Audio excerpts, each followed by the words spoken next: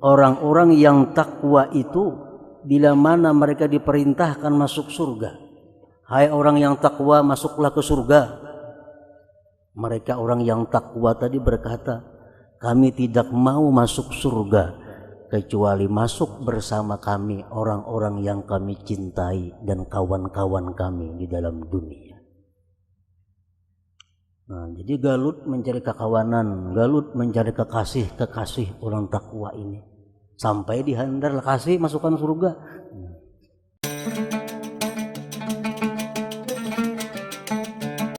Yaitu surah yang bernama Az-Zumar. Surah Az-Zumar ini diturunkan di Mekah. Ayat-ayatnya berjumlah 75 ayat. Az-Zumar artinya adalah kelompok-kelompok, kumpulan-kumpulan. Dinamai dengan surat Az-Zumar ini, dinamai surat ini dengan Az-Zumar karena di dalamnya ada menyebutkan kalimat zumar sebagaimana tercantum dalam ayat 73 dan ayat yang lainnya. Disebutkan di situ, wasiqal ladzina taqaw rabbahum ilal jannati zumara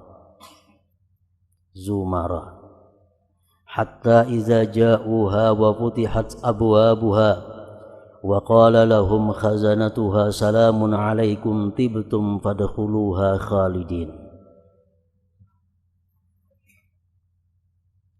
Dinamakan surat ini dengan Az-Zumar karena di dalamnya ada menceritakan tentang zumar, kelompok-kelompok.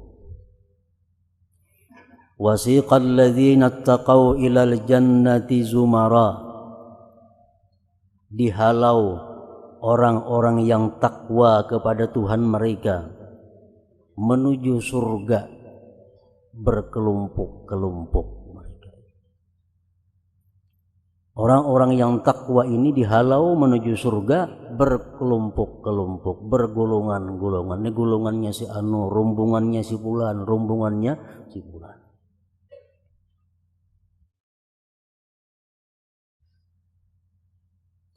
Para ahli tafsir mengatakan kenapa sebabnya di situ Allah berfirman dengan dihalau orang-orang yang takwa menuju surga. Dihalau itu bahasa kita apa? Dihandar. Bahasa kita dihandar. Masukkanlah kasih masukkanlah kasih masukkan. Nah, itu ngarannya wasiqah. Kenapa sempat dihandar macam itu orang takwa ini masuk ke dalam surga? Basalang dihandar hanya mau masuk ke dalam surga.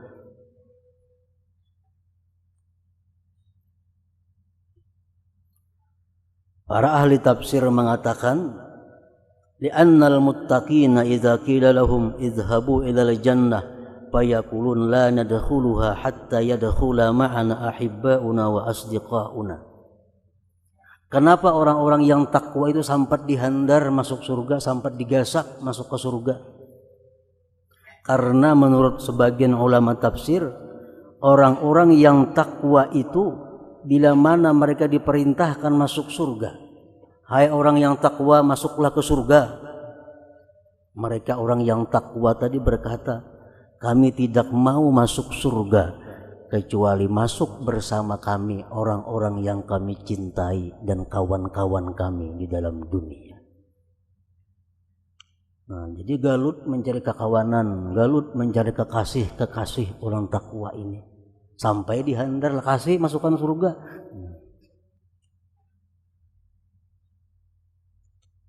Jadi orang yang takwa itu mereka tidak akan masuk surga sendiri. Mereka pasti akan mencari orang-orang yang mereka cintai di dalam dunia. Mereka akan mencari kawan-kawan mereka untuk masuk ke dalam surga berkelompok-kelompok.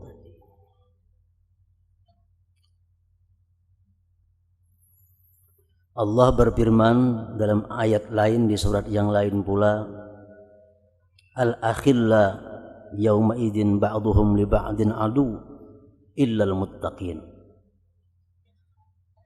Persahabatan, pertemanan di dalam dunia nanti di akhirat akan menjadi permusuhan. Saling menjauh, saling lari satu dengan yang lainnya. Kecuali persahabatan, perkawanan dengan orang-orang yang takwa kepada Allah Subhanahu wa ta'ala. Artinya kawan kita berdagang di dunia, kawan kita berkongsi di dunia, di akhirat kayaknya musuh kita. Kawan kita berpandiran hari-hari, kawan kita bergaul tiap hari, di akhirat kayaknya musuh kita. Kawan yang bisa diandalkan sampai hari kiamat, sampai akhirat, hanyalah berkawan dengan orang-orang yang takwa kepada Allah Subhanahu wa ta'ala. Karena orang yang takwa itu mereka tidak akan masuk surga sendiri, mereka akan mencari orang-orang yang pernah mereka cintai, orang-orang yang pernah mereka kawani di alam dunia dahulu.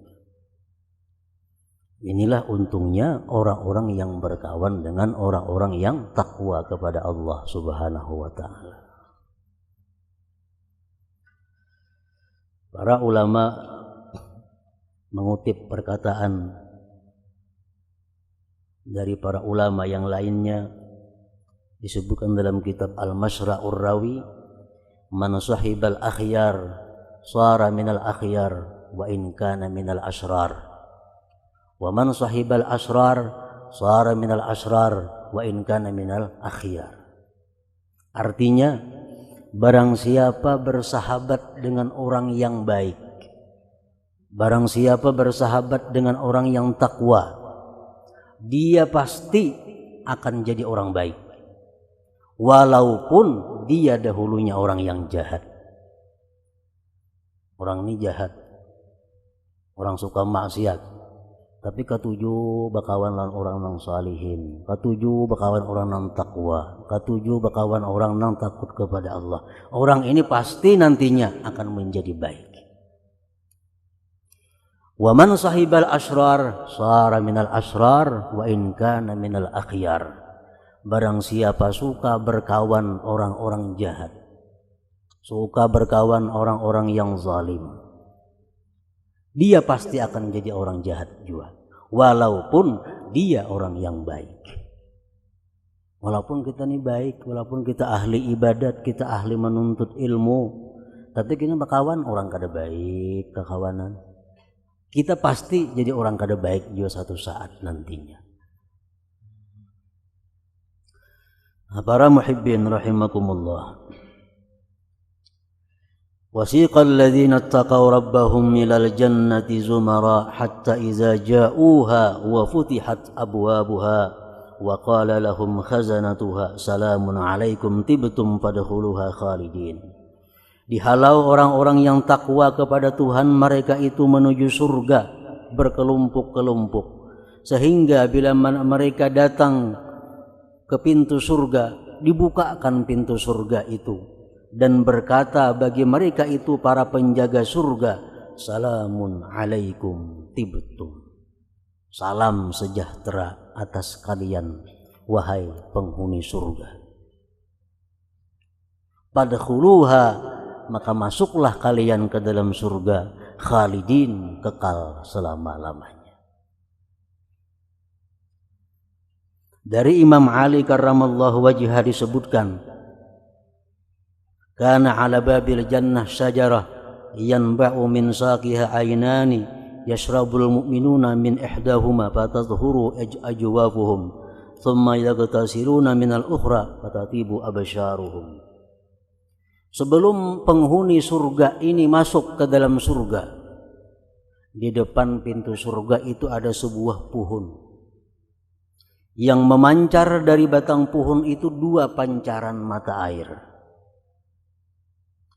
Minum orang-orang yang beriman daripada 1 pancaran mata air tadi, maka bersihlah perut mereka.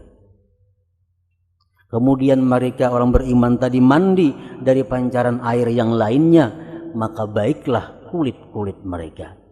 Nah, sesudah orang yang bakal menghuni surga ini mandi dan minum dari pancaran air pohon tadi, lalu malaikat tadi berkata, salamun alaikum tibtum fadkhuluha khalidin.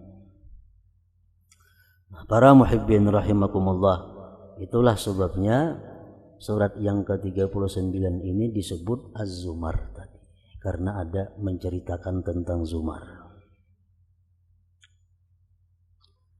Sebagaimana surah-surah yang lain, surat Az-Zumar pun banyak memberikan petunjuk kepada kita. Di antaranya firman Allah Subhanahu wa taala ayat 47-48 dalam surat Az-Zumar, walau anna lilladzina zalamu ma fil ardi jami'an wa mithlahu ma'ah laftadaw bihi min su'il 'adzabi yaumal qiyamah wa badalahum minallahi ma lam yakunu yahtasibun wa badalahum sayyi'atu ma kasabu wa haqa bihim ma kanu bihi yastahzi'un. Allah berfirman, andai kata bahwa bagi orang-orang yang zalim itu memiliki bumi dan sekali lipat lagi bumi, niscaya mereka tebus dengannya itu daripada kejahatan azab yang mereka terima pada hari kiamat nanti. Andai kata orang yang berbuat zalim di dunia tuh berisi harta kayak bumi ini luasnya, ditambah sekali lipat lagi, mereka tebus asal jangan masuk neraka. Asal jangan masuk neraka. Andai kata kau membayar di situ bayarannya seisi bumi, ditambah sekali lipat lagi, asal jangan ke neraka, laftadau bi, niscaya mereka akan menebusnya. Cuma Allah berfirman walau andai kata, artinya kada mungkin ada, daripada dahsyatnya azab yang mereka terima di hari kiamat bagi orang-orang yang zalim itu. Wa badalahum minallah ma lam yakunu yahtasibun, dan tampaklah bagi mereka dari Allah sesuatu yang dahulunya mereka tidak membayangkan. Dikira neraka itu kecil, dikira siksa Allah itu inting, dikira Allah itu siksanya sedikit. Begitu melihat sebenarnya, akhirnya mereka menyangka, akhirnya nampak bagi mereka yang di luar sangkaan mereka di dalam dunia dahulu. Wa badalahum sayyi'atu ma kasabu, dan jelas bagi mereka kejahatan-kejahatan yang mereka kerjakan, dan meliputi dengan mereka sesuatu yang mereka dulunya menganggap remeh sesuatu itu. Dikatakan ini haram hukumnya, ini akibatnya kainan neraka, dianggap inting. Begitu sampai kena di sana melihat, nah hanya mereka itu ketakutan. Para muhibbin rahimakumullah, para ahli tafsir menyimpulkan bahwa ayat ini memberikan beberapa isyarat kepada kita.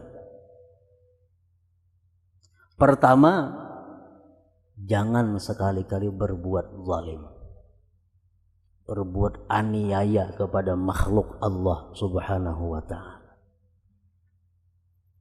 Kenapa sebabnya? Karena urusannya sulit di hari kiamat kayaknya. Kalaupun kita pernah berbuat aniaya kepada hamba Allah, maka kita segera dituntut untuk minta halal, minta ampun, minta ridha kepada orang yang pernah kita zalimi. Jangan sampai kezaliman kita bawa mati sampai di hadapan Allah Subhanahu wa ta'ala. Contoh kezaliman banyak banget contohnya, seperti menggibah orang. Orang yang menggibah seseorang, dia adalah orang yang zalim. Orang zalim karena dia menganiaya pribadi orang.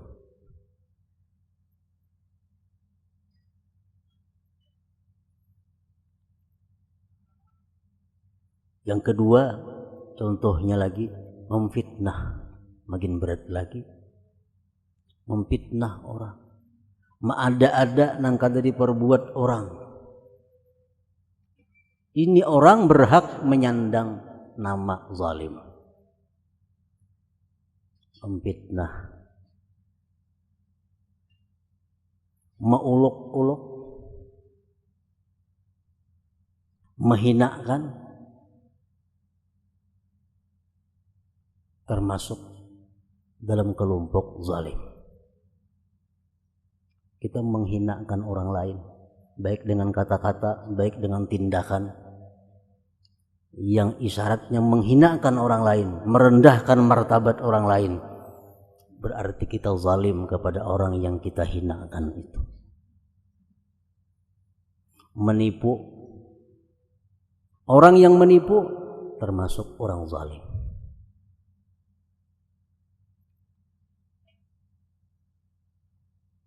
Menyembunyikan cacat pada jualan, menyembunyikan aib pada barang jualan, zalim. Barang pakaian pada akan hanyar, zalim. Barang murni dicampur, orang zalim ngarannya.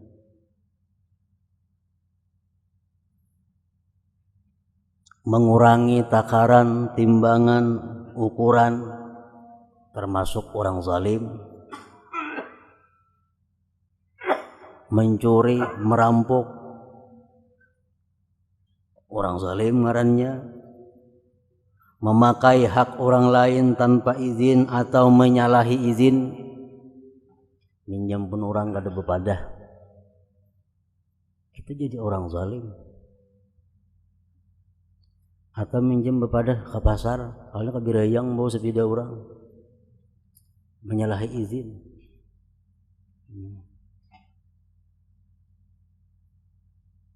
Berarti termasuk zalim, aniaya, menyalahi izin. Mengganggu, menggoda istri orang lain, termasuk orang yang zalim, orang yang aniaya. Masuk ke rumah orang lain tanpa izin, masuk ke rumah orang lain tanpa izin, mengintip barang yang disembunyikan pemiliknya, membuka lamari orang, kada boleh. Orang zalim ngarannya kita saat itu.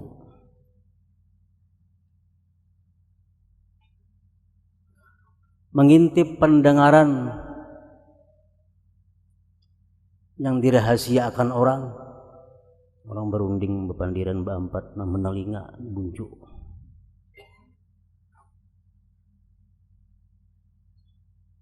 Membuka rahasia orang,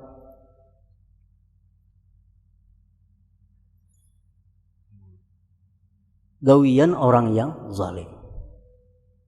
Apabila ada orang datang kepada kita, menyampaikan satu masalah kepada kita. Masalah yang disampaikannya tadi adalah ngarannya itu rahasia. Baik inya bepasan atau kada, kita berkewajiban kada boleh mengungkai pemandiran ini kepada orang lain. Maginnya yang dipasaninya, tolong jangan disampaikan siapa-siapa. Maginnya lagi, andai kata inya tuh kada bepasan, kah itu sudah rahasia ngarannya. Kada boleh dikisahkan masalah yang disampaikan orang kepada kita, walaupun kepada anak kita, kepada bini kita, kada boleh. Bila kita sudah menyampaikan masalah orang pada kita, kita sampaikan kepada orang lain, kita sudah membuka rahasia, kita zalim ngarannya.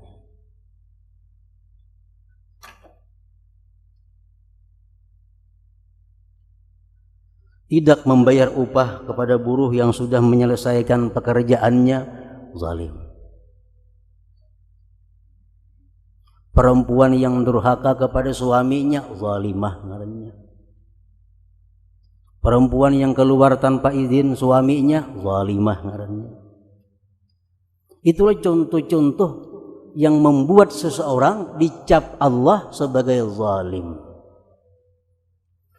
Nah, apabila kita kada bertobat kepada Allah dengan kezaliman tadi, amal ibadah kita belum bisa diterima Allah Subhanahu wa ta'ala.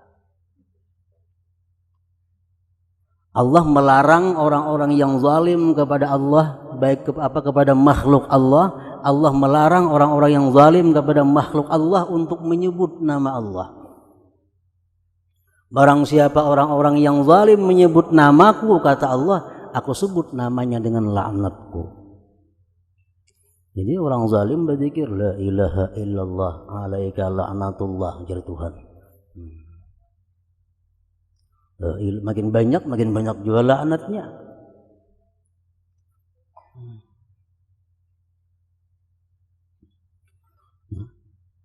Ayat 47 dalam surat Az-Zumar ini pertama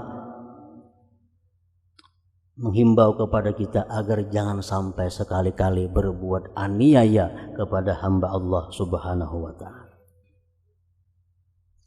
Sebabnya apa? Disebut orang zalim. Karena dia tidak cukup kalau tobatnya hanya kepada Allah tanpa minta halal kepada orang yang dia zalimi itu. Ada cukup. Kita pernah minjam sepeda orang kada bepadah, berarti kita zalim. Istighfar, astagfirullahalazim. Kada cukup kalau kada kita datangi ampun sepeda, minta maaf, minta ridha, nah tadi minjam sepeda ikam kada bepadah. Mau nikah ada mariadai ku ganti berapa bayarannya? Nah, itu maka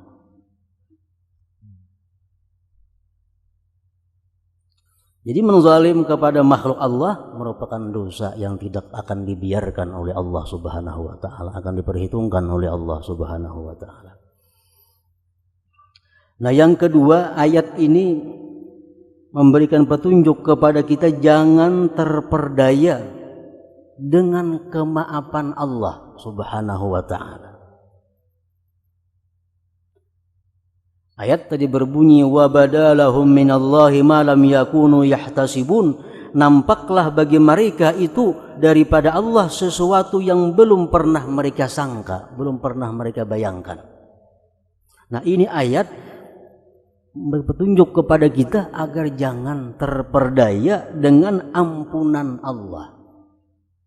Kita menyangka Allah pemaaf, Allah pengampun, kada jadi masalah berbuat dosa. Mati kita sebelum tobat, kita akan menemui Allah. Allah bukan pemaaf, tapi Allah maha adil waktu itu kayaknya. Jadi jangan perdaya, tertipu dengan nama-nama Allah seperti pengampun, Allah itu pemaaf, Allah itu maha itu, jangan terperdaya. Karena syaitan membujuk kita. Setiap kali kita hendak melakukan maksiat, syaitan membisiki Allah itu maha pengampun, Allah maha pemaaf. Nang berat pada itu gini maafi Tuhan, apalagi nangka itu haikam dosanya gawiha. Nah, padahal firman Allah Subhanahu wa ta'ala, wa inni ghaffarun liman taba wa amana wa amila shalihan tsumma ihtada. Allah itu pengampun bagi orang yang tobat, bagi orang yang beriman, beramal saleh. Amun orang berbuat dosa, berharap ampunan Allah, nah ini ngarannya terperdaya. Begitu dia mati di hadapan Allah, dia akan menjumpai Allah bukan maha pengampun, tapi maha adil. Jangan terperdaya dengan keelokan Allah, keramahan Allah, kasih sayang Allah. Walaupun selama ini kita disihatkannya, selama ini urusan kita dilancarkan Allah, harta rezeki dimurahkan Allah, jangan terperdaya. Jangan mengambil kesimpulan bahwa aku disayang oleh Allah. Jangan macam itu kesimpulannya.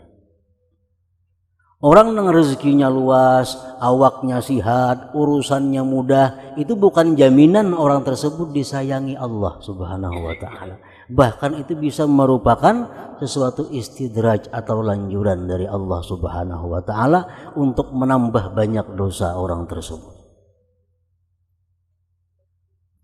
Firman Allah Subhanahu wa taala, "Fala taghurrannakumul hayatud dunya." Janganlah kalian terperdaya oleh kehidupan dunia.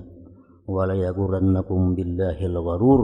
Jangan memperdaya akan kamu dengan Allah oleh syaitan. Para muhibbin rahimakumullah, seorang beriman yang bijaksana adalah orang yang bisa memadukan antara Allah itu maha pemaaf dan Allah itu maha gagah perkasa. Allah maha adil, Allah maha bijaksana. Kalau orang hanya belajar, hanya mengetahui, memperdalam Allah atau maha pemaaf aja, akhirnya dia akan terperosok, terperdaya oleh syaitan sehingga dengan mudah melakukan maksiat kepada Allah Subhanahu wa taala.